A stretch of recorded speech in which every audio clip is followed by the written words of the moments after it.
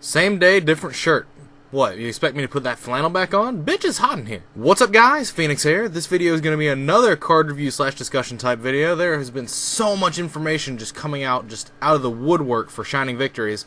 We've not really had a lot of information about this set. It's just hasn't been getting spoiled as, regularly as past sets have been. But this card review is going to be on the spell card True Draco-Awakening, the next piece of support for the Draco Slayer / Draco Overlord archetype theme whatnot that we've been getting. And overall, it's just really good. This card actually just qualifies as a win condition. And I'm wondering if we're going to see the day where Draco Slayers and Draco Overlords just end up being their own deck. If they get enough cards, I could easily see that being a thing. Because, we get one or two, we get one main deck dude, and then one extra deck, or, ritual, in this case, guy every set. We get one little one and one big one that links to the archetype of that set. And ultimately, I could see us getting more and more of these as we go down the line until it eventually just amalgamates into its own archetype. Even though, as of right now, it is the best pendulum supporting archetype that's just general support that we've gotten, or could possibly ever get in the future. Who knows? But anyway, this spell card, True Draco-Awakening, it's got one effect. Only one. But that effect definitely qualifies as a win condition in my book. It is if there is a face-up Draco Overlord monster and a non-pendulum Draco Slayer monster on the field. So, Ignister, Magister, Dinoster. One of those three. Shuffle as many cards on the field into the deck as possible. Then, you can special summon one Draco Slayer or Draco Overlord monster from your deck, ignoring its summoning conditions. So, that is a very simple effect, but what it basically just means is both players' fields are getting wiped and spun to the deck. And you can summon any Draco Slayer or Draco Overlord monster from your deck. So you're not going to be able to resummon Dinoster, Magister, or Ignister, but you can resummon a Morphactor Psycho, the ritual dude that says your opponent, it negates the effects of Xyz, Synchro, and Fusion monsters. That one's actually really good to get off of this card. It ignores the summoning condition, so it doesn't matter if you ritual summoned it first or not.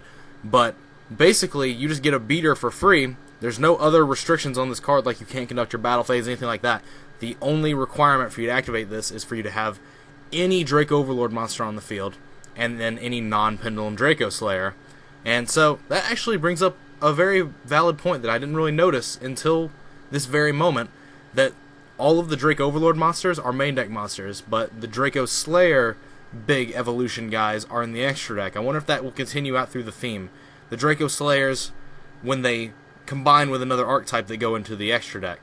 But as of right now, the Draco Overlords, they grow up and combine with archetypes, and they become a big main deck monster, like the ritual that we currently have, a Morphactor Psycho. So, I'm just curious if that'll continue, but I digress. That's not keeping with the point of this video at all, at least not entirely.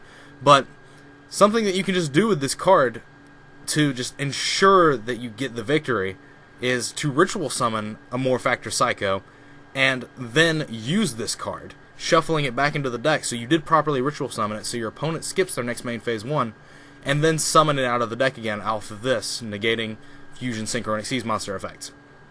Now that could possibly just be very, very game-ending. It could just definitely just be a 100% a win condition because your opponent's field has been spun, they don't have a main phase 1, and then they have to deal with the ritual monster. So that could be something that actually just puts a strain on the metagame. Who knows? There are a lot of things that we could speculate towards this moving forward. But the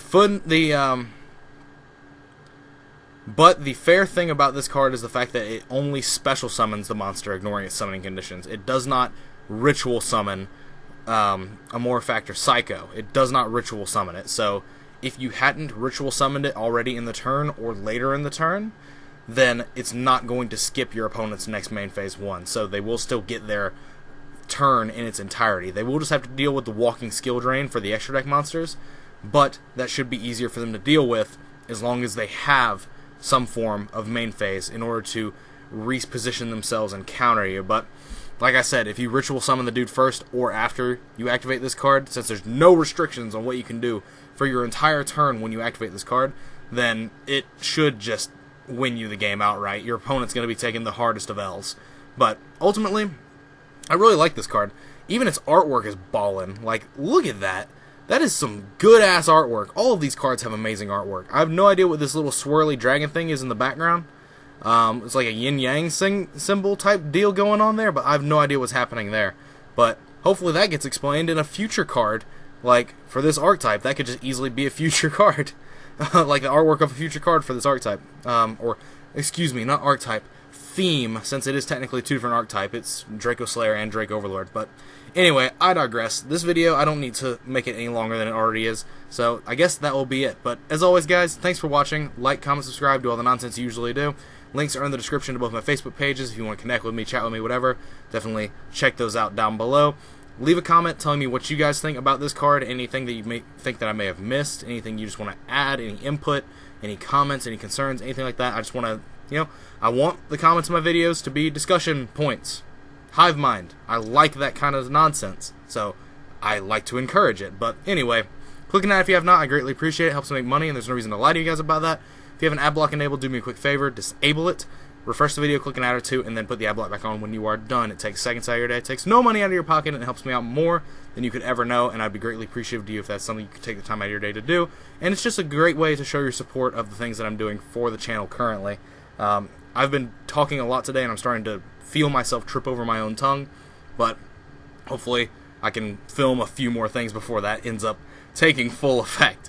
But other than that, as I've already said, leave any questions, comments, concerns, anything like that down below. Anything that you want to have input-wise on this card that I didn't already say in this video, or even if you just didn't hear me say something. I mean, I can't expect you to like remember everything I said over the past 7 minutes, but other than that, that is it for this video.